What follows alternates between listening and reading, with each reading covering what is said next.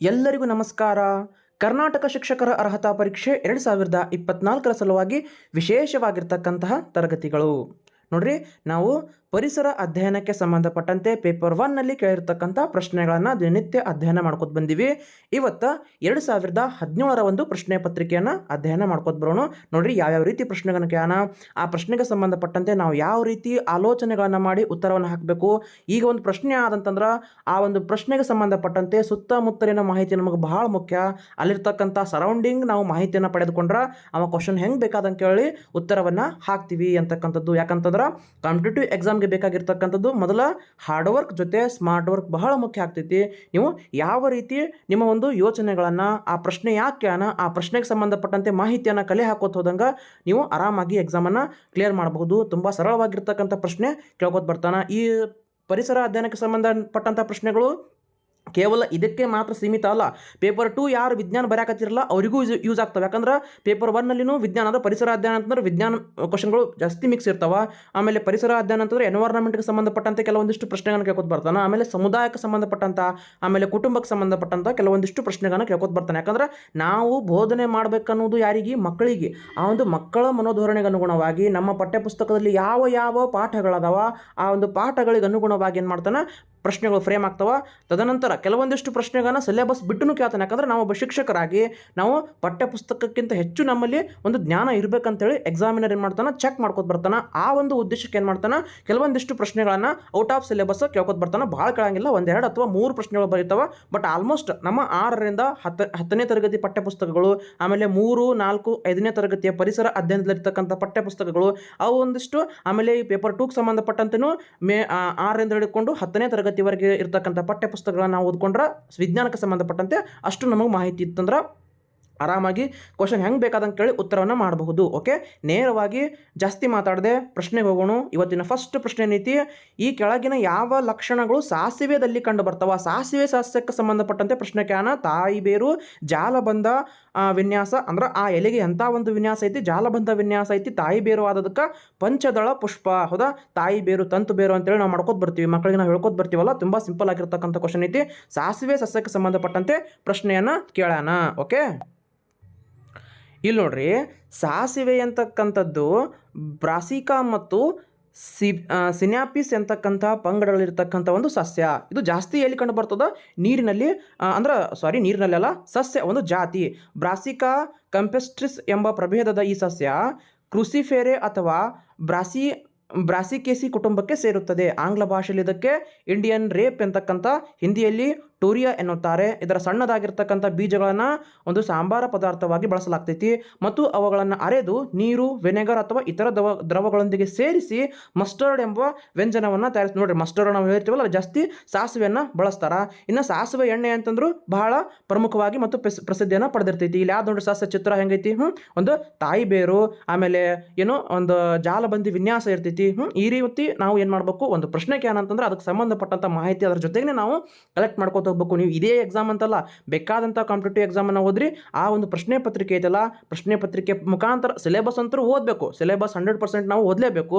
ಸಿಲೆಬಸ್ನಾಗ ಏನೈತಿ ಎಲ್ಲ ಪ್ರತಿಯೊಂದು ಚಾಪ್ಟರ್ಗಳನ್ನ ಓದಲೇಬೇಕು. ಬಟ್ ಅದರೊಂದಿಗೆ ನಾವು ಈ ರೀತಿ ಕೆಲವೊಂದಿಷ್ಟು ಹೆಚ್ಚಿಗೆ ವರ್ಕ್ ಮಾಡೋದ್ರಿಂದ ಏನಾಗ್ತೈತಿ, ನಮ್ಮ ನಾಲೆಜ್ನೂ ಹೆಚ್ಚಾಗ್ತೈತಿ. ಆ ಪ್ರಶ್ನೆಗಳಿಗೂ ನಾವು ಉತ್ತರವನ್ನು ಕಂಡುಕೊಂಡಾಗ ಆಗ್ತೈತಿ. ಆಮೇಲೆ ಏನಾಗ್ತೈತಿ, ಮತ್ತು ನಮಗೆ ಓವರಾಲ್ ಆಗಿರ್ತಕ್ಕಂಥ ಒಂದು ಪರಿಕಲ್ಪನೆ, ಒಂದು ನಾಲೆಜ್, ಆ ಒಂದು ಪ್ರಶ್ನೆಗೆ ಸಂಬಂಧಪಟ್ಟಂಥ ಮಾಹಿತಿ ನಮಗೆ ಲಭ್ಯವಾಗ್ಕೋತಾ ಹೋಗ್ತೈತಿ. ಓಕೆ, ನೆಕ್ಸ್ಟ್ ಕ್ವಶನ್ ನೋಡೋಣ. ಇಲ್ಲಿ ನೋಡ್ರಿ, ಅಜೋಲ್ಲಾಗೆ ಸಂಬಂಧಿಸಿದಂತೆ ಅಂದ್ರೆ ಅಜೋಲ್ಲಾ ಅಂತಕ್ಕಂಥದ್ದು ನೆನಪಿಟ್ಟುಕೋರಿ ಒಂದು ಜಲವಾಸಿ ಸಸ್ಯ. ಅಂದ್ರೆ ಜಲದ ಮೇಲೆ ನೀವು ನೋಡಿರ್ತಾರಲ್ಲ, ಕೆಲವೊಂದಿಷ್ಟು ಪ್ರದೇಶಗಳಲ್ಲಿ ಕಂಡು ಬರ್ತದೆ ಅಜೋಲಾ. ಇದು ಒಂದು ಜೈವಿಕ ಗೊಬ್ಬರಕ್ಕೆ ಯೂಸ್ ಮಾಡ್ತೀವಿ. ಆಮೇಲೆ ಇದೊಂದು ಜಲವಾಸಿ ಸಸ್ಯ. ಹೌದಾ, ಇನ್ನು ಅಪುಷ್ಟಿ ಸಸ್ಯ ಅಂತಕ್ಕಂಥದ್ದು ಅಪುಷ್ಟಿ ಸಸ್ಯ, ಜೈವಿಕ ಗೊಬ್ಬರವನ್ನಾಗಿ ಇದನ್ನು ಉಪಯೋಗ ಮಾಡ್ತೀವಿ. ಆಮೇಲೆ ಇದು ಒಂದು ಜಲವಾಸಿ ಸಸ್ಯ, ಇದಕ್ಕೆ ಸರಿಯಾಗಿರ್ತಕ್ಕಂಥದ್ದು. ಹೌದಾ, ನೋಡ್ರಿ, 1, 2 ಮತ್ತು 4 ಆಗೋದಿಲ್ಲ. ಬಟ್ ಇದು ಜೈವಿಕ ಗೊಬ್ಬರವನ್ನಾಗಿ ಮತ್ತು ಜಲವಾಸಿ ಸಸ್ಯವನ್ನಾಗಿ ಬಳಸ್ತೀವಿ. ಕೆಲವೊಂದಿಷ್ಟು ಹೆಸರುಗಳು ಬರ್ತಾವೆ, ನೆನ್ಪಿಟ್ಟುಕೋರಿ. ಕೆಲವೊಂದಿಷ್ಟು ನೀರಿನಲ್ಲಿ ಇರ್ತಕ್ಕಂಥ ಕೆಲವೊಂದಿಷ್ಟು ಸಸ್ಯಗಳನ್ನ ಪಟ್ಟಿ ಮಾಡ್ಕೊತಾ ಇಟ್ಕೊಂಡ್ಬಿಡ್ರಿ. ಯಾಕಂದ್ರೆ ಜಾಸ್ತಿ ಕ್ವಶನ್ಗಳನ್ನು ಕೇಳ್ತಾನೆ. ನೆಕ್ಸ್ಟ್ ಕ್ಲಾಸ್ನಾಗ ಏನು ಮಾಡ್ತೀನಿ, ಮತ್ತೆ ಕ್ವಶನ್ ರಿಪೀಟ್ ಆಗ್ತಾವೆ. ಹೌದಾ, ರಿಪೀಟ್ ಹೆಂಗೆ ಆಗ್ತಾವೆ ಅಂತಂದ್ರೆ ಕ್ವಶನ್ಗಳು ಕೇಳ್ತಕ್ಕಂಥ ಮೆಥಡ್ ಅಂತೂ ಚೇಂಜ್ ಆಗ್ತೈತಿ, ಬಟ್ ಸಿಲೆಬಸ್ ಅಂತೂ ಅದೇ ಇರ್ತದಲ್ಲ.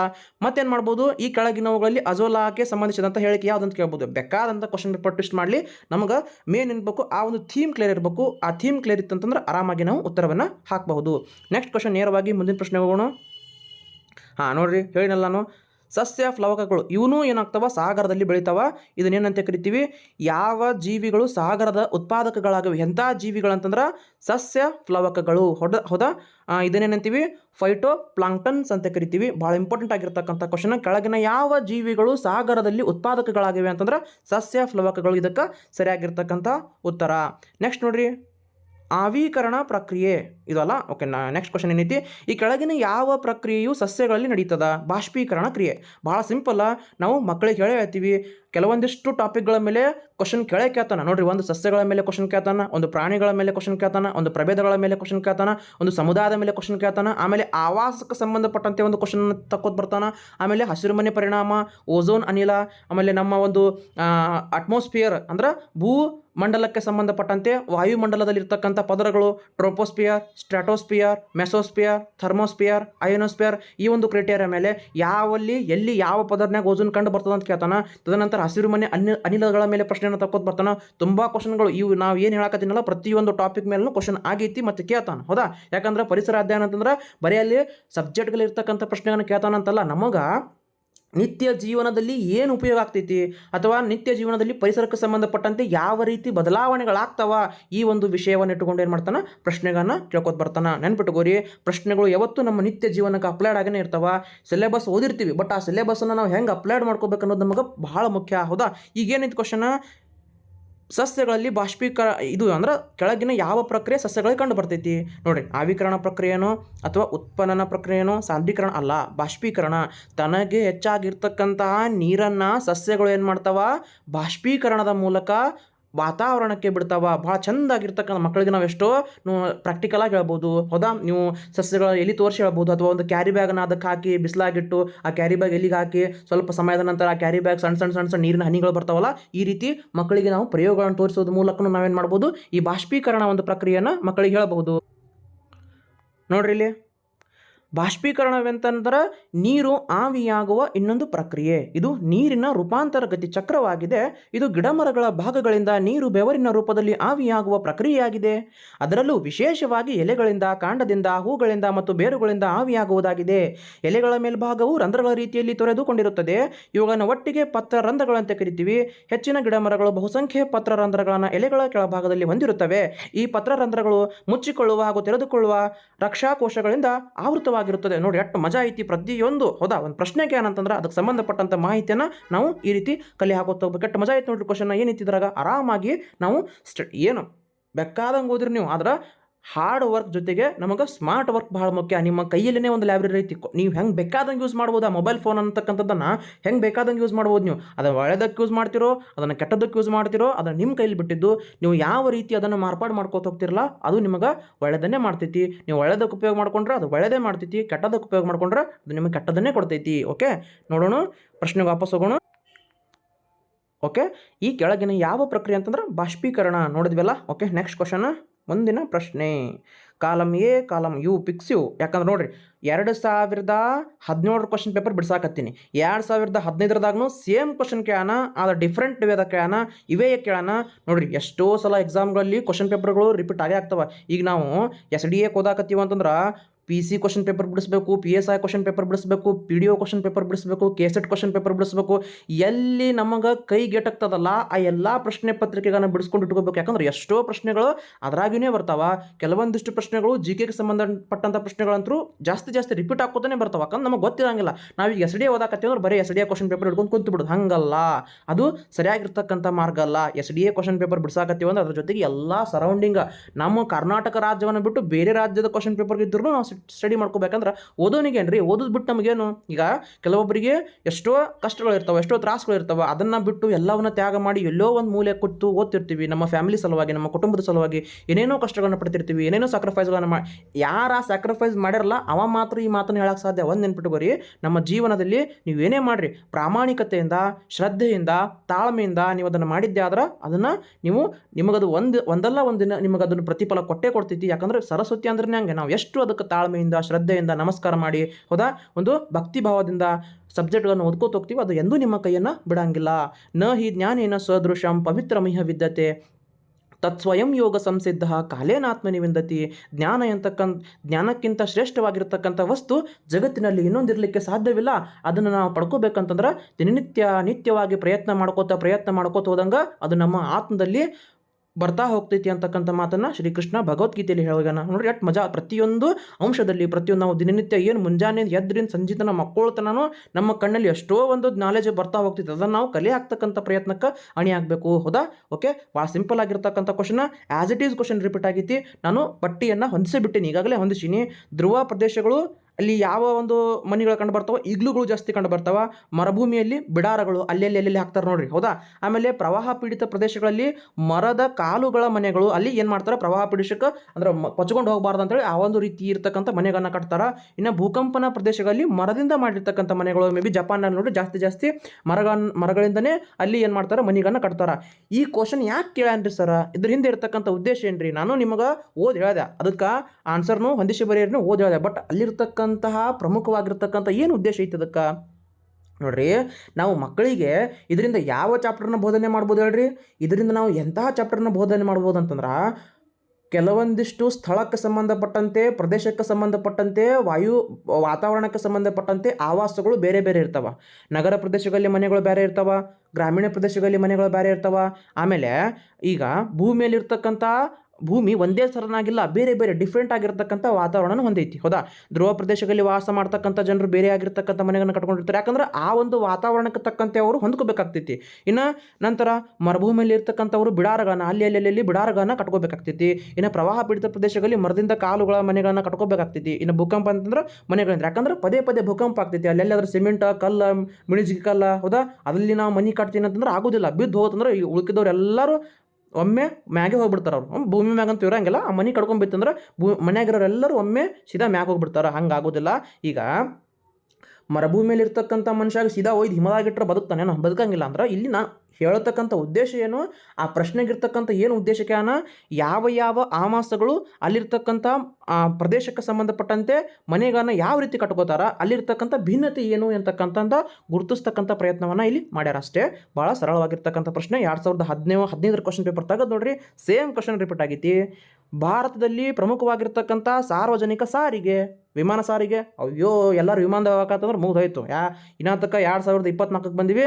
ಅವು ಕೆಲವು ಬಸ್ನಾಗ ಅಡ್ಡಾಡ್ತಾವ, ಎತ್ತಿನ ಗಾಡಿ ಅಡ್ಡಾಡ್ತಾವ. ಹಂಗಾಗಬಾರ್ದು. ಹೌದಾ?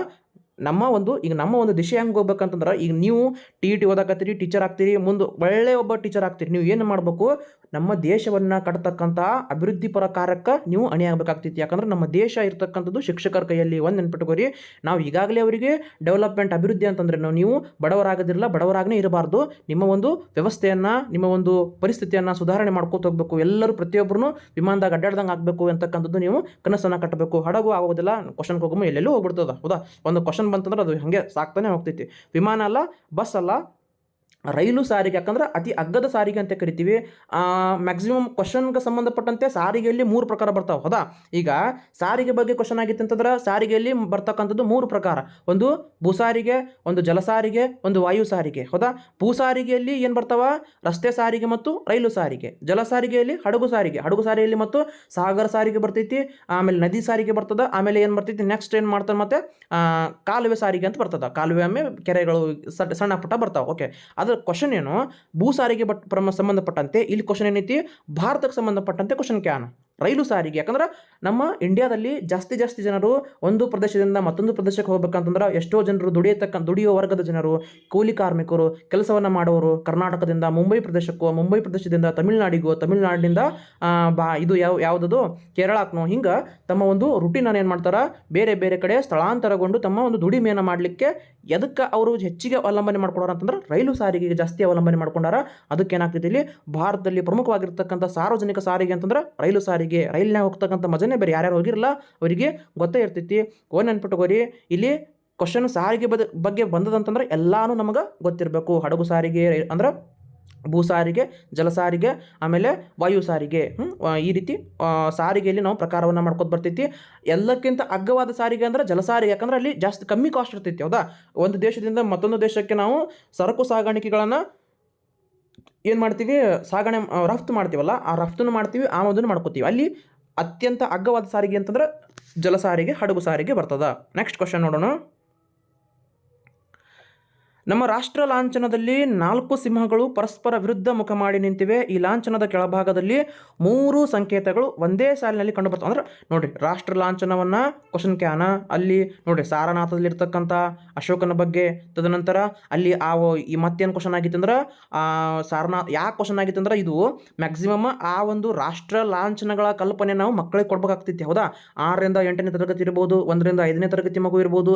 ಆ ಮಗುವಿಗೆ ರಾಷ್ಟ್ರ ಲಾಂಛನೆಯ ಪರಿಕಲ್ಪನೆಯನ್ನು, ಭಾವೈಕ್ಯತೆಯ ಪರಿಕಲ್ಪನೆಯನ್ನು, ನಮ್ಮ ದೇಶ ಅಂತಂದ್ರೆ ನಮ್ಮ ದೇಶಕ್ಕೆ ಏನೇನು ರಾಷ್ಟ್ರ ಚಿಹ್ನೆಗಳಾದವ ಪ್ರತಿಯೊಂದರ ಒಂದು ವಿವರಣೆ ನಾವು ಕೊಟ್ಟೇನಾಗ್ತೈತಿ, ಮಗುವಿನಲ್ಲಿ ರಾಷ್ಟ್ರೀಯ ಭಾವನೆ, ಪಾತೃತ್ವ ಭಾವನೆ, ಜಾತ್ಯತೀತ ಭಾವನೆ ಬೆಳ್ಕೊತ ಬರ್ತೈತಿ. ಯಾಕಂದ್ರೆ ನಮ್ಮ ಶೈಕ್ಷಣಿಕ ಉದ್ದೇಶ ಏನು, ಸಂವಿಧಾನದ ಪೀಠಿಕೆಗೆ ಅನುಗುಣವಾಗಿ ನಾವು ನಮ್ಮ ಶೈಕ್ಷಣಿಕ ಗುರಿಗ ನಿರ್ಧಾರ ಮಾಡ್ತೀವಿ. ಇದರಿಂದ ಏನಾಗ್ತೈತಿ, ಮಗುವಿನಲ್ಲಿ ನಮ್ಮ ದೇಶ, ನಮ್ಮ ರಾಷ್ಟ್ರ, ನಮ್ಮ ಜನರು ಅಂತಕ್ಕಂಥ ಭಾವನೆ ಮಾಡ್ಕೊತ ಬರ್ತೈತಿ.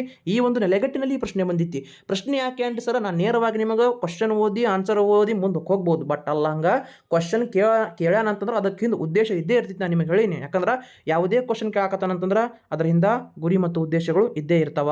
ನೋಡ್ರಿ, ನಮ್ಮ ರಾಷ್ಟ್ರ ಲಾಂಛನದಲ್ಲಿ 4 ಸಿಂಹಗಳು ಪರಸ್ಪರ ವಿರುದ್ಧ ಮುಖ ಮಾಡಿ ನಿಂತಿವೆ.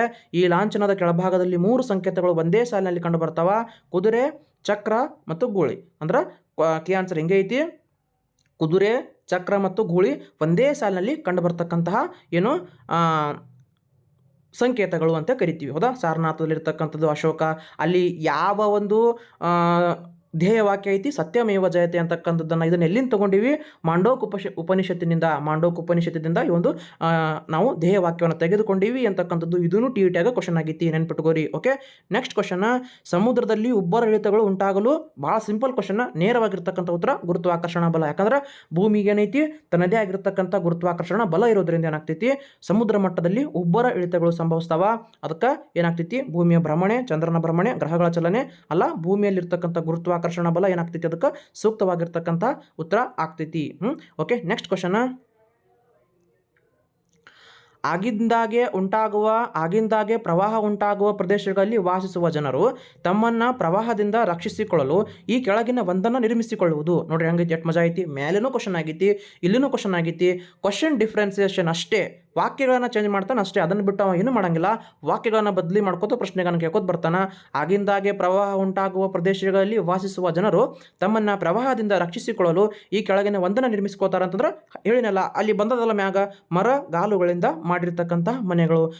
ಏನೂ ಓದಿರ್ತಕ್ಕಂಥ ಅವಶ್ಯಕತೆ ಇಲ್ಲರಿ. ನಾವು ಒಂದು ಕ್ವಶನನ್ನು ಪರ್ಫೆಕ್ಟಾಗಿ ನೋಡ್ಕೊಂಡ್ಬಿಟ್ಟು ಅಂತಂದ್ರೆ ಹೌದಾ, ಅದು ನಮಗೆ ಯಾವತ್ತಾರ ಒಂದಿನ ಯೂಸ್ ಆಗೇ ಆಗ್ತೈತಿ. ನೋಡಿರಿ, ಮ್ಯಾಲಿನ ಕ್ವಶನ್ ಈ ಕೆಳಗಿಂದಕ್ಕೆ ಯೂಸ್ ಆಯ್ತಿಲ್ಲ. ಓದ್ತಕ್ಕಂಥ ಮಾದರಿ ನಾವು ನಾಲೆಜನ್ನು ನೀವು ಹೇಳಿನಲ್ಲ, ನನಗೆ ಜಗತ್ತಿನ ಮೂಲೆಯಿಂದ ನಾಲೆಜ್ ಐತಿ, ಅದನ್ನು ನೀವು ಪಡ್ಕೋರಿ.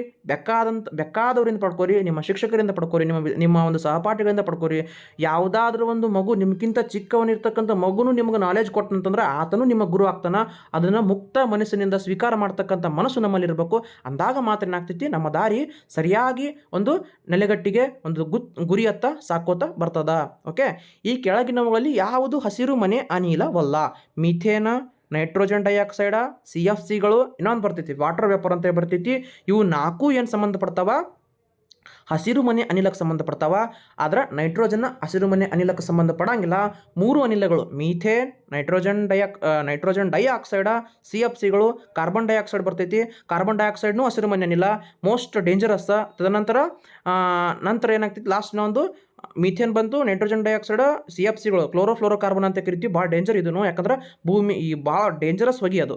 ತದನಂತರ ಇಷ್ಟು ಏನಾದವ, 2ನೇದು, 3ನೇದು, 4ನೇದು, ಆಮೇಲೆ CO2 ಕಾರ್ಬನ್ ಡೈಆಕ್ಸೈಡ್ ಒಂದು, ಇವು ಏನು ವಾಟರ್ ವೇಪರ್ ಒಂದು ಬರ್ತೈತಿ. ಇವು 4, 5 ಏನಾಗ್ತವ, ನೆನ್ಪಿಟ್ಟುಕೋರಿ, ಹಸಿರು ಮನೆ ಅನಿಲ ಆಗ್ತಾವ, ನೈಟ್ರೋಜನ್ ಆಗೋದಿಲ್ಲ. ಇನ್ನೊಂದು ಕ್ವಶನ್ ಹೆಂಗೆ ಫ್ರೇಮ್ ಮಾಡ್ತಾನ್ರಿ ಸರ್ ಅಂತಂದ್ರೆ, ನೈಟ್ರೋಜನ್ ಇದು ನಮ್ಮ ಭೂಮಂಡಲದಲ್ಲಿ ಕಂಡು ಬರ್ತಕ್ಕಂಥ ಅತಿ ಹೆಚ್ಚಿನ ವಾಯು ಅಂತಂದ್ರೆ ನೈಟ್ರೋಜನ್. ಅಂದ್ರೆ ಇಡೀ ಬ್ರಹ್ಮಾಂಡದಲ್ಲಿ ಅಂದ್ರೆ ಬಾಹ್ಯಾಕಾಶದಲ್ಲಿ ಕಂಡು ಬರ್ತಕ್ಕಂತಂದ್ರೆ ಹೈಡ್ರೋಜನ್. ಭಾಳ ಸಲ ಕ್ವಶನ್ ಆಗೈತಿ, TET ಕ್ವಶನ್ ಕ್ಯಾನ. ನೋಡ್ರಿ, ಒಂದು ಕ್ವಶನ್ ನಾವು ಡಿಸ್ಕಷನ್ ಮಾಡಕತ್ತೀವಿ ಅಂತಂದ್ರೆ ಅದರ ಆಳ, ಬೇರು, ಪ್ರತಿಯೊಂದರ ಬಗ್ಗೆ ನಾವು ಸಣ್ಣದಾಗಿರ್ತಕ್ಕಂಥ ಮಾಹಿತಿನೇ ಇರಲಿ, ನಮಗೆ ಚಿಕ್ಕ ಮಾಹಿತಿನೇ ಸಿಗಲಿ ಸಾಕು, ಅಷ್ಟೇ ನಾವು ಪರ್ಫೆಕ್ಟ್ ಆಗಬೇಕು. ಈಗ ನೋಡ್ರಿ, ಹಸಿರು ಮನೆ ಅನಿಲ ಕೇಳೋಣಲ್ಲ, ಆ ಹಸಿರು ಮನೆ ಪರಿಣಾಮ, ಹಸಿರು ಮನೆ ಅನಿಲ ಒಂದು ಸ್ವಲ್ಪ ನಿಮಗೆ ಹೇಳ್ಬಿಡ್ತೀನಿ, ನೆನ್ಪಿಟ್ಕೋರಿ.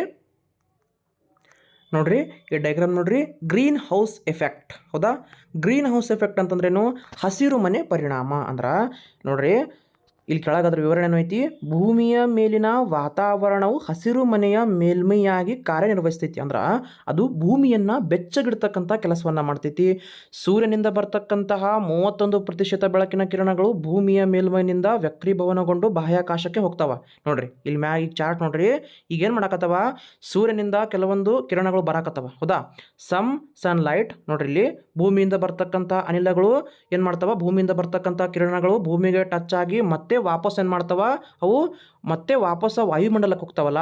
ವಾಯುಮಂಡಲಕ್ಕೆ ಹೋದಾಗ ಅಲ್ಲಿ ಇರ್ತಕ್ಕಂಥ ಕೆಲವೊಂದಿಷ್ಟು ಅನಿಲಗಳು ಏನು ಮಾಡ್ತಾವ, ಆ ಒಂದು ಕಿರಣಗಳನ್ನ ತಡೆ ಹಿಡಿತಾವ. ಕಾರ್ಬನ್ ಡೈಆಕ್ಸೈಡ್ ಆಗಿರ್ಬೋದು, ಮಿಥೇನ್ ಆಗಿರ್ಬೋದು, ವಾಟರ್ ವೇಪರ್ ಆಗಿರ್ಬೋದು, ಅವು ಏನು ಮಾಡ್ತಾವ, ಸೂರ್ಯನಿಂದ ಬರ್ತಕ್ಕಂಥ ಭೂಮಿ ಕಾಯ್ತೈತಿ. ಆ ಒಂದು ಕಿರಣಗಳು ಬಂದು ಭೂಮಿಗೆ ಬಡದು ವಾಪಸ್ ಹೋದಾಗ, ವಾಪಸ್ ಹೋಗೋ ಮುಂದೆ ಎಲ್ಲ ಕಿರಣಗಳು ಭೂಮಿ ಬಿಟ್ಟು ಹೋಗಂಗಿಲ್ಲ. ಕೆಲವೊಂದಿಷ್ಟು ಕಿರಣಗಳನ್ನ ಏನು ಮಾಡ್ತಾವ, ಈ ಗ್ರೀನ್ ಹೌಸ್ ಗ್ಯಾಸಸ್ ಅಂತ ಕರಿತೀವಲ್ಲ, ಗ್ರೀನ್ ಹೌಸ್ ಅನಿಲಗಳು ಅವು ಹಿಡ್ಕೊಂಡ್ಬಿಡ್ತಾವ. ಅದರಿಂದ ನಮ್ಮ ಭೂಮಿಯ ವಾತಾವರಣ ಟೆಂಪ್ರೇಚರ್ ಏನಾಗ್ತೈತಿ,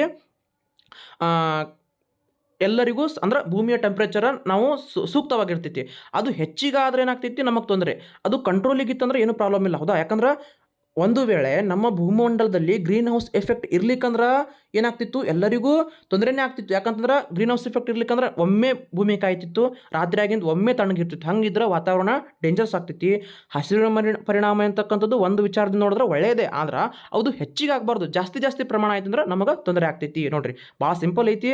ಸೂರ್ಯನಿಂದ ಬರ್ತಕ್ಕಂಥ ಕಿರಣಗಳು ಭೂಮಿಗೆ ಅಪ್ಪಳಿಸಿ, ಆ ಭೂಮಿಗೆ ಅಪ್ಪಳಿಸೋದ್ರಿಂದ ನಂತರ ಕೆಲವೊಂದಿಷ್ಟು ಕಿರಣಗಳನ್ನು ಭೂಮಿ ಏನು ಮಾಡ್ತೈತಿ, ಮತ್ತೆ ವಾಪಸ್ ವಾಯುಮಂಡಲಕ್ಕೆ ಬಿಡ್ತೈತಿ. ಆ ವಾಯುಮಂಡಲಕ್ಕೆ ಬಿಡುವಂಥ ಸಂದರ್ಭದಲ್ಲಿ ಏನಾಗ್ತೈತಿ, ಕೆಲವೊಂದಿಷ್ಟು ಅನಿಲಗಳು, ಹೌದಾ, ಆ ಒಂದು ಗ್ರೀನ್ ಹೌಸ್ ಗ್ಯಾಸಸ್ ಮೂಲಕ ಅಬ್ಸರ್ವ್ ಆಗ್ತಾವ, ಅಂದ್ರೆ ಹಿರ್ಕೋತೈತಿ. ಆ ಹಿರ್ಕೊಳ್ಳುವಂಥ ಪ್ರಕ್ರಿಯೆ ಕೆಳಗೆ ನೋಡ್ರಿ ಇನ್ನಷ್ಟು ಕ್ಲಿಯರ್ ಆಗ್ತೈತಿ. ಮಗ ಭೂಮಿಯ ಮೇಲ್ಮೈನಿಂದ ವಕ್ರೀಭವನಗೊಂಡು ಬಾಹ್ಯಾಕಾಶಕ್ಕೆ ಹೋಗ್ತೈತಿ. 20% ವಾತಾವರಣದಿಂದ ಹೀರಲ್ಪಡ್ತೈತಿ. ಹೇಳಿನಲ್ಲ ನಾನು, ವಾಯುಮಂಡಲದಿಂದ ಹೀರಲ್ಪಡ್ತೈತಿ. ಅಂದ್ರೆ ಯಾವ ಅನಿಲಗಳು ಹೀರಾಕತ್ತವ ಅದನ್ನು ಈ ಒಂದು ಹಸಿರು ಮನೆ ಅನಿಲಗಳಿಂದ ಹೀರಲ್ಪಡಾಕತ್ತವ. ಸೂರ್ಯನಿಂದ ಬರ್ತಕ್ಕಂತಹ ಶಕ್ತಿಯ ಉಳಿದ ಭಾಗವು ಭೂಮಿಯ ಮೇಲಿನ ಸಾಗರದಿಂದ ಮತ್ತು ಮೇಲ್ಮೈಲಿರುವ ಸಸ್ಯಗಳಿಂದ ಹೀರಲ್ಪಡ್ತೈತಿ. ನಂತರ ಅದನ್ನು ಶಾಖವಾಗಿ ಪರಿವರ್ತಿಸಲಾಗುತ್ತದೆ. ನೋಡ್ರಿ, ಹೀಗೆ ಭೂಮಿ ಮೇಲೆ ಶಾಖದ ಏನಾಗ್ತೈತಿ, ಶಾಖದ ವಾತಾವರಣ ನಿರ್ಮಾಣ ಆಗ್ತೈತಿ. ಭೂಮಿಯ ಮೇಲ್ಮೈ ಮತ್ತು ಅದರ ಮೇಲಿನ ಗಾಳಿಯನ್ನು ಬೆಚ್ಚಗಿಡಲು ಸಹಾಯ ಮಾಡ್ತೈತಿ. ನೋಡ್ರಿ, ಹಸಿರು ಮನೆ ಪರಿಣಾಮ ಏನು ಮಾಡ್ತೈತಿ, ಭೂಮಿಯನ್ನು ಬೆಚ್ಚಗಿಡಲು ಸಹಾಯ ಮಾಡ್ತೈತಿ. ಆದ್ರೆ ಅದೇ ಪ್ರಮಾಣ ಜಾಸ್ತಿ ಆಯ್ತಂದ್ರೆ ನಮಗೆ ತೊಂದರೆ ಆಗ್ತೈತಿ. ಇಷ್ಟೇ ಇದು ಸಿಂಪಲ್ ಆಗಿರ್ತಕ್ಕಂಥದ್ದು KS ನ್ಯಾಕ್ ಹಸಿರು ಮನೆ ಪರಿಣಾಮಕ್ಕೆ ಸಂಬಂಧಪಟ್ಟಂತ ಪ್ರಬಂಧ. ಹಿಂಗೆ ಕೇಳ್ತಾನ್ರಿ ಕ್ವಶನ್ಗಳು. ನೋಡ್ರಿ, ನಂತರ ಭೂಮಿಯ ವಾತಾವರಣದಲ್ಲಿರ್ತಕ್ಕಂಥ ಕೆಲವು ಅನಿಲಗಳು ಹಸಿರು ಮನೆಯ ಮೇಲ್ಮೈಯಾಗಿ ಕಾರ್ಯನಿರ್ವಹಿಸ್ತಾವೆ. ಹೇಳಿನಲ್ಲ ನಾನು, ಹಸಿರು ಮನೆಯ ಮೇಲ್ಮೈಯಾಗಿ ಅವು ಕಾರ್ಯವನ್ನು ನಿರ್ವಹಿಸ್ತಾವ. ಮತ್ತು ಶಾಖವನ್ನು ಭೂಮಿಗೆ ಬಂಧಿಸುತ್ತದೆ. ಶಾಖವನ್ನು ನಾವು ಬಂಧಿಸ್ತಾವ ಅಂತಂದ್ರೆ, ಫಾರ್ ಎಕ್ಸಾಂಪಲ್ ನಿಮಗೊಂದು ಎಕ್ಸಾಂಪಲ್ ಕೊಡ್ತೀನಿ ಚೆಂದಾಗಿ. ಈಗ ಮುಂಜಾನೆ ಸೂರ್ಯೋದಯ ಆಗ್ತೈತಿ. ಸೂರ್ಯೋದಯ ಆಗಿಂದ ಒಮ್ಮೆ ಏನು ಮಾಡ್ತೈತಿ, ಭೂಮಿಯಿಂದ ಸೂರ್ಯನಿಂದ ಏನು ಮಾಡ್ತೈತಿ, ಕಿರಣಗಳನ್ನು ಭೂಮಿ ಪಡ್ಕೋತೈತಿ. ಸಂಜೆ ಆಗಿಂದ ಒಂದು ವೇಳೆ ಹಸಿರು ಮನೆ ಅನಿಲಗಳು ಇರ್ಲಿಕ್ಕಂತಂದ್ರೆ ರಾತ್ರಿ ಆಗಿಂದ ಒಮ್ಮೆ ಟೆಂಪ್ರೇಚರ್ ಮೈನಸ್ನಾಗ ಹೋಗ್ತಿತ್ತು. ಮೈನಸ್ನಾಗ ಹೋದ್ರೆ ಎಲ್ಲರೂ ಶಟದ್ ಸಾಯ್ತಿದ್ವಿ. ಒಂದು ಸಿಂಪಲ್ ಎಕ್ಸಾಂಪಲ್. ಅಲ್ಲಿ ಏನಾಗ್ತೈತಿ ಕೆಲಸ ಅಂತಂದ್ರೆ, ಇಡೀ ದಿನವೆಲ್ಲ ಸೂರ್ಯನಿಂದ ಪಡ್ತಕ್ಕಂಥ ಭೂಮಿ ಸೂರ್ಯನಿಂದ ಪಡೆದಿರ್ತಕ್ಕಂಥ ಕಿರಣಗಳನ್ನು ಹಿರ್ಕೋತೈತಿ. ಹಿರ್ಕೊಂಡು ಏನು ಮಾಡ್ತೈತಿ, ಅದು ವಾಪಸ್ ತನ್ನ ಹಿರ್ಕೊಂಡು ಮತ್ತೆ ರಿಫ್ಲೆಕ್ಷನ್ ಆಗಿ ಮತ್ತೆ ವಕ್ರೀಭವನಗೊಂಡು ಕಿರಣಗಳು ವಾತಾವರಣಕ್ಕೆ ವಾಪಸ್ ಬಿಡ್ತೈತಿ ಭೂಮಿ. ಹೌದಾ, ಆ ವಾಪಸ್ ಬಿಡುವುದರಿಂದ ಏನಾಗ್ತೈತಿ, ವಾಪಸ್ ನೇರವಾಗಿ ಇಡೀ ವಾಪಸ್ ಕಿರಣಗಳು ಇಡೀ ಅಂತರಿಕ್ಷಕ್ಕೆ ಹೋಗಂಗಿಲ್ಲ, ಅಂದ್ರೆ ಭೂಮಿ ಬಿಟ್ಟು ಹೋಗಂಗಿಲ್ಲ. ಅವು ನಡಬಾರ್ಕನೆ ತಡೆ ಹಿಡಿಯಲ್ಪಡ್ತಾವ. ಯಾವುದರಿಂದ ತಡೆ ಹಿಡಿಯಲ್ಪಡ್ತಾವ, ಈ ಹಸಿರು ಮನೆ ಅನಿಲದಿಂದ ತಡೆ ಹಿಡಿಯಲ್ಪಡ್ತಾವ. ಅದರಿಂದ ಏನಾಗ್ತೈತಿ, ನಮಗೆ ಅವು ತಡೆ ಹಿಡಿಯಲ್ಪಡುವುದರಿಂದ ಬೆಚ್ಚಗಿರ್ತಕ್ಕಂಥ ವಾತಾವರಣ. ನೋಡ್ರಿ, ಈಗ ಬ್ಯಾಸ್ಗ್ಯಾಗ ಏನಾಗ್ತೈತಿ, ರಾತ್ರಿ 10 ಆಗಲಿ 11 ಆಗಲಿ 12 ಆಗಲಿ ಟೆಂಪ್ರೇಚರ್ 27 ಡಿಗ್ರಿನೋ 28 ಡಿಗ್ರಿನೋ, ಹೌದಾ, ಕೆಲವೊಂದು ಕಡೆ 30 ಡಿಗ್ರಿನೋ ಇರ್ತೈತಿ. ಹಂಗೆ ಯಾಕೆ ಟೆಂಪ್ರೇಚರ್ ಇರ್ತೈತ್ರಿ ಸರ್ ಅಂತಂದ್ರೆ, ಅವು ಹಸಿರು ಮನೆ ಅನಿಲ ಪರಿಣಾಮದ ಕಾರಣವಾಗಿ ಆ ಒಂದು ಅನಿಲಗಳು ಶಾಖವನ್ನು ಭೂಮಿ ಬಿಟ್ಟು ಹೋಗೋಕ್ಕೆ ಕೊಡಂಗಿಲ್ಲ. ಭೂಮಿ ಬಿಟ್ಟು ಹೋಗಕ್ಕೆ ಕೊಡ್ಲಿಕ್ಕಂತಂದ್ರೆ ಆಟೋಮೆಟಿಕ್ಕಾಗಿ ಭೂಮಿ ಕಾಯ್ದಿರ್ತೈತಿ. ಇದು ನಮಗೆ ಜೀವಿಯ ಉಳಿಯಲು ಇದು ಪ್ರಮುಖವಾಗಿರ್ತಕ್ಕಂಥ ಒಂದು ಪ್ರಕ್ರಿಯೆ. ಆದ್ರೆ ಇದೇ ಪರಿಣಾಮ ಜಾಸ್ತಿ ಆದ್ರೆ ನಮಗೇನಾಗ್ತೈತಿ, ಕೆಟ್ಟದಾಗಿ ಪರಿಣಮಿಸ್ತೈತಿ. ಈಗೇನಾಗತೈತಿ, ಆ ಒಂದು ಹಸಿರು ಮನೆ ಪರಿಣಾಮದಿಂದ ಅದರ ಹೆಚ್ಚಾಗಿ ಜಾಗತಿಕ ತಾಪಮಾನ ಜಾಸ್ತಿ ಆಗತ್ತೆ. ಇದನ್ನೇ ಗ್ಲೋಬಲ್ ವಾರ್ಮಿಂಗ್ ಅಂತ ಕರಿತೀವಿ. ನೋಡ್ರಿ, ಎಲ್ಲಿಂದ ಎಲ್ಲಿಗೆ ಬಂದ್ವಿ ನಾವು ಹಿಂಗೆ, ಯಾಕಂದ್ರೆ ಸ್ಟಡಿ ಮಾಡ್ತಕ್ಕಂಥದ್ದು ಮಟೀರಿಯಲ್ಲೇ ಹಿಂಗಿರ್ತಾವ. ಹೌದಾ, ನೆಕ್ಸ್ಟ್ ನೋಡ್ರಿ, ಹಸಿರು ಮನೆಯಲ್ಲಿರ್ತಕ್ಕಂಥ ಅನಿಲಗಳು ಶಾಖವನ್ನು ಹೀರ್ಕೊಳ್ತಾವ. ಇವು ಭೂಮಿಯ ತಾಪಮಾನವನ್ನು ಹೆಚ್ಚಿಸುತ್ತವೆ ಮತ್ತು ಇತರ ಗ್ರಹಗಳಿಗಿಂತ ಭೂಮಿಯ ಮೇಲಿನ ಜೀವನವನ್ನು ಸುಲಭಗೊಳಿಸಿ. ಹೇಳಿನಲ್ಲ, ಹಸಿರು ಮನೆ ಪರಿಣಾಮ ಒಳ್ಳೆಯದನ್ನೇ, ಆದ್ರೆ ಅತಿಯಾದರೂ ಅಮೃತವು ವಿಷ ಇದ್ದಂಗೆ, ಹೌದಲ್ಲ? ಇದು ಇದ್ದಷ್ಟು ಇದ್ರೆ ಓಕೆ, ಅದರ ಪರಿಣಾಮ ಜಾಸ್ತಿ ಆಕೋತ ಹೋದಂತರ ನಮಗೆ ಇರ್ತಕ್ಕಂಥ ಜೀವಿಗಳಿಗೂ ತೊಂದರೆ, ಮನುಷ್ಯರಿಗೂ ತೊಂದರೆ, ಎಲ್ಲ ಪ್ರಾಣಿಗಳಿಗೂ ತೊಂದರೆ ಆಗ್ತೈತಿ. ನೆಕ್ಸ್ಟ್ ನೋಡ್ರಿ, ಇದು ಭೂಮಿಯ ತಾಪಮಾನವನ್ನು ಹೆಚ್ಚಿಸುತ್ತದೆ, ಇತರ ಗ್ರಹಗಳಿಗಿಂತ ಭೂಮಿಯ ಮೇಲಿನ ಜೀವನವನ್ನು ಸುಲಭಗೊಳಿಸ್ತೈತಿ. ಪ್ರಮುಖ ಹಸಿರುಮನೆ ಅನಿಲವು ನೀರಿನ ಆವಿ ಮತ್ತು ಹಸಿರುಮನೆ ಪರಿಣಾಮದಲ್ಲಿ ಇದು ತುಂಬ ಉಪಯುಕ್ತಕರವಾಗಿದೆ. Carbon dioxide, methane, nitrous oxide option ಆಗದ ನೋಡ್ರಿ, ಕೇಳಿರ್ತಕ್ಕಂಥ ಪ್ರಶ್ನೆಯಾಗ ಇದು ಐತಿ, ಹೌದಾ? Carbon dioxide, methane, nitrous oxide ಸೇರಿದಂತೆ ಇತರ ಅನಿಲಗಳು ಹಸಿರುಮನೆ ಪರಿಣಾಮದಲ್ಲಿ ಬಹಳ ಪ್ರಮುಖವಾಗಿರ್ತಕ್ಕಂಥ ಪಾತ್ರವನ್ನು ವಹಿಸಿದರೂ ಸೇರ್ಪಡೆ ಶೇಕಡಾವಾರು ಬಹಳ ಕಡಿಮೆ. ಇಷ್ಟು ಏನೈತಿ ಹಸಿರುಮನೆ ಪರಿಣಾಮ. ಹಸಿರುಮನೆ ಪರಿಣಾಮ ಎಷ್ಟೈತಿ ಅಷ್ಟಿತ್ತಂದ್ರೆ ಓಕೆ. ಈಗ ನಮ್ಮ ದಿನನಿತ್ಯದ ಜೀವನದಲ್ಲಿ ನಾವು ಮನುಷ್ಯ ಏನು ಮಾಡಕತ್ತಾನ, ಹೆಚ್ಚೆಚ್ಚು ಕಾರ್ಬನ್ ಡೈಆಕ್ಸೈಡ್ ಪ್ರಮಾಣ ಜಾಸ್ತಿ ಆಗತ್ತೈತಿ ಅಂದ್ರೆ ವಾಹನಗಳಿಂದನೋ ಅಥವಾ ಏನೋ ಒಂದು ಕಾರ್ಖಾನೆಗಳಿಂದ, ಹೊಗೆಗಳಿಂದ ಈ ಒಂದು ಕಾರ್ಬನ್ ಡೈಆಕ್ಸೈಡ್ ಪ್ರಮಾಣ ಹೆಚ್ಚಾಗೋದ್ರಿಂದ ಏನಾಗ್ತೈತಿ, ಹಸಿರುಮನೆ ಪರಿಣಾಮನೂ ಹೆಚ್ಚಾಗ್ತೈತಿ. ಹಸಿರುಮನೆ ಪರಿಣಾಮ ಜಾಸ್ತಿ ಆಯ್ತಂದ್ರೆ ಶಾಖ, ಆ ಅನಿಲಗಳು ಹೀರ್ಕೋತಕ್ಕಂಥ ಶಾಖ, ಒಟ್ಟ ಬಿಸಿ ಗಾಳಿ ಭೂಮಿ ಬಿಟ್ಟು ಹೊರಗೆ ಹೋಗ್ಲಿಕ್ಕಂದ್ರೆ ಏನಾಗ್ತೈತಿ, ನಮಗೆ ಜೀವಿಗಳಿಗೆ ಉಳಿಲಿಕ್ಕೆ ಡೇಂಜರ್ ಆಗ್ತೈತಿ. ಇದನ್ನು ನಾವೇನಂತ ಕರಿತೀವಿ, ಗ್ಲೋಬಲ್ ವಾರ್ಮಿಂಗ್, ಜಾಗತಿಕ ತಾಪಮಾನ ಅಂತ ಕರಿತೀವಿ. ಸರ್ ಏನಾಗ್ತೈತಿ ರೀ ಜಾಗತಿಕ ತಾಪಮಾನ ಹೆಚ್ಚಾಗೋದ್ರಿಂದ ಏನಾಗ್ತೈತಿ ಅಂತಂದ್ರೆ ಹಿಮಗಡ್ಡೆಗಳು ಕರಗ್ತಾವ, ಹೌದಾ? ನೀರು ಸುನಾಮಿಗಳು ಬರ್ತಾವ, ನೀರು ಅಲ್ಲೋಲ ಕಲ್ಲೋಲ ಆಗ್ತೈತಿ, ಭೂಮಿ ಭೂಕಂಪ ಆಗೋ ಸ್ಟಾರ್ಟ್ ಆಗ್ತಾವ. ಇದು ಹಸಿರುಮನೆ ಅನಿಲದಿಂದ ಅಂದ್ರೆ ಹಸಿರುಮನೆ ಪರಿಣಾಮದಿಂದ ಜಾಗತಿಕ ತಾಪಮಾನದಿಂದ ನೋಡ್ರಿ, ಜಾಗತಿಕ ತಾಪಮಾನದಿಂದ ಭೂಮಿಗೆ ಏನಾಗ್ತೈತಿ, ತೊಂದರೆ ಉಂಟಾಗ್ತೈತಿ. ಇದ್ದಷ್ಟಿದ್ರೆ ಓಕೆ, ನಾರ್ಮಲ್ ಇತ್ತಂದ್ರೆ ಓಕೆ, ಬಟ್ ಅದೇ ಜಾಸ್ತಿ ಆಯ್ತಂತಂದ್ರೆ ಏನಾಗ್ತೈತಿ, ಅದು ನಮಗೆ ಮಾನವನ ಉಳಿವಿಗೆ ಡೇಂಜರ್. ಇಷ್ಟು ಏನೈತಿ ಹಸಿರು ಮನೆ ಅನಿಲದ ಬಗ್ಗೆ ಬಂತು ಕ್ವಶನ್ ಅಂತೇಳಿ ಇಷ್ಟೆಲ್ಲ ವಿವರಣೆನ ನೋಡಿವಿ. ನೋಡ್ರಿ, ಕೆಲವೊಂದಿಷ್ಟು ಪ್ರಶ್ನೆ ಏನಕ್ಕೆ ಆನ್ರಿ ಸರ್ ಅಂತಂದ್ರೆ ಇಲ್ಲಿ ನೋಡ್ರಿ ಹೆಂಗೈತೆ ಮಜಾ. ವಾತಾವರಣದಲ್ಲಿರುವ ಅನಿಲಗಳ ಕಾರಣದಿಂದ ಭೂಮಿ ಬಿಸಿ ಆಗ್ತೈತಿ. ನೋಡ್ರಿ, ಸೂರ್ಯನಿಂದ ಕ್ವಶನ್ ಏನ್ಗಾನ, ವಾತಾವರಣದಲ್ಲಿರುವ ಅನಿಲಗಳ ಕಾರಣದಿಂದ ಭೂಮಿ ಬಿಸಿಯಾಗುವುದನ್ನು ಏನಂತ ಕರಿತೀವಿ, ಹಸಿರುಮನೆ ಪರಿಣಾಮ. KSET ಕ್ವಶನ್ ಇದು, ನೆನ್ಪಿಟ್ಕೋರಿ. ಒಂದು ಸಲ ಮಾಹಿತಿಯನ್ನು ಕಲೆ ಹಾಕಿ ನಾವು ಹಿಂಗೆ ಓದಾಕತ್ತೀವಿ ಅಂತಂದ್ರೆ ನೀವು ಏನೇ ಬರೀರಿ, ಯಾವ್ದು ಬೇಕಾದ ಎಕ್ಸಾಮ್ ಬರೀರಿ, ಇದು ಪೇಪರ್ 1ಗೆ ಕೇಳಿರ್ತಕ್ಕಂಥ ಕ್ವಶನ್ ನೆನಪಿರಲಿ, KSET ಕ್ವಶನ್ ಇದು. ಅದಕ್ಕೆ ರಿಲೇಟೆಡ್ ಐತೆ ಅಂತ ನಿಮಗೆ ಹೇಳಿದೆ ಅಷ್ಟೇ. ನಾ ಹೇಳಿನಲ್ಲ, ಕ್ವಶನ್ ಪೇಪರ್ಗಳನ್ನ ಬಿಡ್ಸಾಕತ್ತೀವಿ ಅಂತಂದ್ರೆ ಬರೀ TET ಕ್ವಶನ್ ಪೇಪರ್ ಹಿಡ್ಕೊಂಡು ಕುಂದರಬಾರ್ದು. ಸಬ್ಜೆಕ್ಟ್ ವೈಸ್ ಹೇಳಾಕತ್ತೀನಿ, ಮತ್ತು ಪೆಡಗಾಗಿ ಬರಂಗಿಲ್ಲ ಇದು, ಬಟ್ ಜಸ್ಟ್ ಸಬ್ಜೆಕ್ಟ್ ವೈಸ್, ಹೌದಾ? ನಿಮಗೆ ಒಂದು ಐಡಿಯಾ ಅಷ್ಟೇ. ಇದು ವಾತಾವರಣದಲ್ಲಿ ಅನಿಲಗಳ ಕಾರಣದಿಂದ ಭೂಮಿ ಬಿಸಿಯಾಗೋದನ್ನು ಹಸಿರುಮನೆ ಪರಿಣಾಮ ಅಂತ ಕರಿತೀವಿ. ಹಸಿರುಮನೆ ಭೂಮಿ ಬಿಸಿ ಆಗ್ತೈತಿ, ಭೂಮಿಯ ತಾಪಮಾನವನ್ನು, ಟೆಂಪ್ರೇಚರನ್ನು ಕಂಟ್ರೋಲ್ ಮಾಡ್ತೈತಿ. ಕಂಟ್ರೋಲ್ ಮಾಡೋದ್ರಿಂದ ಭೂಮಿಗಿದು ಅನುಕೂಲ. ಬಟ್ ಇದನ್ನು ನಾವು ಜಾಸ್ತಿ ಅಂದ್ರೆ ಹಸಿರುಮನೆ ಅನಿಲಗಳ ಪರಿಣಾಮ ಜಾಸ್ತಿ ಆಯ್ತು ಅಂದ್ರೆ ಏನಾಗ್ತೈತಿ, ನಮಗೆ ತೊಂದರೆ ಆಗ್ತೈತಿ. ಎಸ್, ಸೇಮ್ ಕ್ವಶನ್, ಅದಕ್ಕೆ ರಿಲೇಟೆಡ್ ಆಗಿರ್ತಕ್ಕಂಥ ಕ್ವಶನ್ 2014ರಲ್ಲಿ ಕೇಳಿರ್ತಕ್ಕಂಥ ಕ್ವಶನ್ ಇದು. ವೈಜ್ಞಾನಿಕವಾಗಿ ಓಝೋನನ್ನು ಹೆಂಗೆ ಗುರುತಿಸ್ತೀವಿ ನಾವು, O3 ಅಂತ ಕರಿತೀವಿ. ಯಾಕ್ರಿ ಸರ್ O3 ಅಂತಂದ್ರೆ ಮೊಟ್ಟ ಮೊದಲಿಗೆ ಓಝೋನ್ ಎಲ್ಲಿ ಕಂಡು ಬರ್ತದ, ಭೂಮಿಯಲ್ಲಿರ್ತಕ್ಕಂಥ ಪದರಗಳು ಬರ್ತಾವೆ ನೋಡ್ರಿ, ವಾಯುಮಂಡಲದ ಪದರಗಳಂತ ಕರಿತೀವಿ. Troposphere, stratosphere, mesosphere, thermosphere, ionosphere. ಇದು ಓಝೋನ್ ಎಲ್ಲಿ ಕಂಡು ಬರ್ತದ್ರಿ ಸರ್ ಅಂತಂದ್ರೆ ಟ್ರೋಪೋಸ್ಪಿಯರ್ದಲ್ಲೆಲ್ಲ, ಸ್ಟ್ರಾಟೋಸ್ಪಿಯರ್ದಲ್ಲಿ. ವಾಯುಮಂಡಲದ 2ನೇ ಪದರದಲ್ಲಿ ಏನು ಬರ್ತೈತಿ, ಓಝೋನ್ ಪದರ ಕಂಡು ಬರ್ತೈತಿ. ಆ ಓಝೋನ್ ಪದರ O3 ಅಂತ ಯಾಕೆ ಗುರುತಿಸ್ತೀವಿ ಅಂತಂದ್ರೆ ಅಲ್ಲಿರ್ತಕ್ಕಂಥ ಮಾಲಿಕ್ಯೂಲ್ಗಳ ಸಂಖ್ಯೆ ಎಷ್ಟಿರ್ತೈತಿ, 3 ಇರ್ತೈತಿ. ಆದ್ರೆ ಇದಕ್ಕೆ ಟ್ರೈ ಅಟಾಮಿಕ್ ಎಲಿಮೆಂಟ್ ಅಂತ ಕರಿತೀವಿ. Mono atomic, di atomic, tri atomic ಅಂತ ಮಾಡ್ಕೋತ ಬರ್ತೀವಿ ಕೆಮಿಸ್ಟ್ರಿನಾಗ ಓದು ಮುಂದೆ. ಮೊನೋ ಅಟಾಮಿಕ್ ಅಂದ್ರೆ ಒಂದೇ ಅಣು, ಡೈ ಅಟಾಮಿಕ್ ಅಂತಂದ್ರೆ 2, ಟ್ರೈ ಅಟಾಮಿಕ್ ಅಂತಂದ್ರೆ 3. O2 ಡೈ ಅಟಾಮಿಕ್, O3 ಅಂದ್ರೆ ಓಝೋನ್, O2 ಅಂದ್ರೆ oxygen. This is a di atomic ಅಂತ ಕರಿತೀವಿ. ಇನ್ನು O3 ಬಂತಂದ್ರೆ O3 means ozone, try atomic ಅಂತೇಳಿ ಇದನ್ನು ಕರಿತೀವಿ. ನೋಡ್ರಿ, ಎಲ್ಲಿಂದ ಎಲ್ಲಿಗೆ ಬಂದ್ವಿ. ಕೇಳಿದ್ದು ಹಸಿರುಮನೆ ಅನಿಲ ಯಾವುದಲ್ಲ. TET ಪೇಪರ್ 1 ಕ್ವಶನ್, ಎನ್ವೈರ್ನಮೆಂಟ್ ಸ್ಟಡಿಗೆ ಕೇಳಿರ್ತಕ್ಕಂಥ ಪ್ರಶ್ನೆಯಲ್ಲಿಂತ್ರ ಇಷ್ಟೆಲ್ಲ ಕೆದ್ಕೋದು ಬಂದ್ವಿ. ಈ ಕೇಳಿ ಟಾಪಿಕ್ ಮೇಲೆ ಕ್ವಶನ್ ಈ ಒಂದರ ತಪ್ಪು ಹಾಕ್ತೀರಾ ನೀವು? ಹಾಕೋದನ್ನೇ ಇಲ್ಲ. ಯಾಕಂದ್ರೆ ನಾವು ಅಧ್ಯಯನ ಮಾಡ್ತಕ್ಕಂಥ ದಾರಿ ಭಾಳ ಮುಖ್ಯ. ಒಂದು ನೆನ್ಪಿಟ್ಕೋರಿ, ಆರಾಮಾಗಿ ಓದ್ರಿ, ಚೆನ್ನಾಗಿ ಓದ್ರಿ, ಹೌದಾ? ಭಾಳ ಕೂಲಾಗಿ ಓದ್ರಿ, ಸ್ವಲ್ಪನೇ ಓದ್ರಿ, ಪರ್ಫೆಕ್ಟ್ ಆಗಿ ಓದ್ಕೋರಿ. ಇದ್ರ ಹಿಂದೆ ಇರ್ತಕ್ಕಂಥ ಉದ್ದೇಶ ಇಷ್ಟೇ. ಓಕೆ, ನೆಕ್ಸ್ಟ್ ಕ್ವಶನ್ ನೋಡೋಣ. ನೋಡ್ರಿ, ಈ ಕ್ವಶನ್ ಬಿಡ್ಸಾಕತ್ತಿದ್ವಿ, ಎಲ್ಲಿಂದ ಎಲ್ಲಿಗೆ ಹೋಗಿವಿ. ಓಕೆ, ಇರಲಿ. ಅದರ ಎಲ್ಲ ಮಾಹಿತಿ ತಳ ಬುಡ ಅದ್ರ ಎಲ್ಲ ಬೇರೆ ಸಮೇತ ಕಿತ್ತಾಗ್ದಂಗೆ ಆಯಿತು. ಎಸ್, ಮುಂದಿನ ಎಕ್ಸಾಮ್ಗೆ ಹೆಲ್ಪ್ ಆಗ್ತಿತ್ತು ನಿಮಗದು. ನೋಡ್ರಿ, ಕೆಳಗಿನ ಒಂದು ಗುಂಪಿನ ದೇಶಗಳಲ್ಲಿ ಕರ್ಕಾಟಕ ಸಂಕ್ರಾಂತಿ ಇರುತ್ತವು ಹಾದು ಹೋಗ್ತೈತಿ ಭಾರತ ಮತ್ತು ಸೌದಿ ಅರೇಬಿಯಾ. ಕೆಲವೊಂದಿಷ್ಟು ನೋಡ್ರಿ ಇಂಟರ್ನೆಟ್ನಾಗ ಕೊಡೋದು ನೋಡ್ರಿ, ಯಾವ ರೇಖೆಗಳ ಮೇಲೆ ಯಾವ ದೇಶಗಳು ಹಾದು ಹೋಗ್ತಾವ. ಬೇಸಿಕ್ ಆಗಿ 3 ಕೇಳ್ತಾನೆ. ಒಂದು ಮಕರ ಸಂಕ್ರಾಂತಿಯ ವೃತ್ತದ ಮೇಲೆ ಹಾದು ಹೋಗ್ತಕ್ಕಂಥ ದೇಶಗಳ ಬಗ್ಗೆ ಕೇಳ್ತಾನೆ. ಅದನ್ನು ಬಿಟ್ಟರೆ ಸಮಭಾಜಕ ವೃತ್ತದ ಮೇಲೆ ಹಾದು ಹೋಗ್ತಕ್ಕಂಥ ದೇಶಗಳು ಕೇಳ್ತಾನೆ. ಅದನ್ನು ಬಿಟ್ಟರೆ ಕರ್ಕಾಟಕ ಸಂಕ್ರಾಂತಿ ವೃತ್ತ ಮೇಲೆ ಹಾದು ಹೋಗಿರ್ತಕ್ಕಂಥ ದೇಶಗಳ ಬಗ್ಗೆ ಕ್ವಶನ್ ಕೇಳ್ತಾನೆ.